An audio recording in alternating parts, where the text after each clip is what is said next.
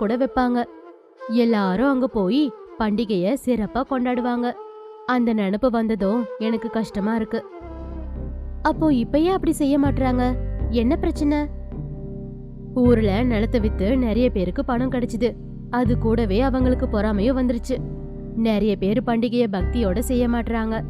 அந்த தெருக்காரங்க சிலை வச்சுட்டாங்களேன்னு இந்த தெருவுல இருக்கிறவங்க அதை விட பெரிய சிலையா வைக்கணும்ன்ற அகங்காரத்தோட பண்டிகைய நடத்துறாங்க.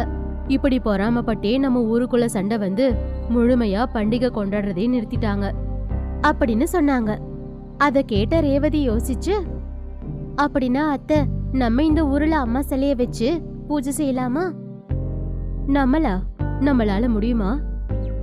ஏன் முடியாது? நம்ம எல்லார் வீட்டுக்கும் போய் சந்தா வசூலிச்சு பெரிய சிலையா வச்சு நவராத்திரியில அம்மனுக்கு சிறப்பா பூஜைகளை செய்யலாம் அப்படின்னு சொன்னா. அப்படி செய்யறதுல அத்தைக்கும் விருப்பம்தான். அதனால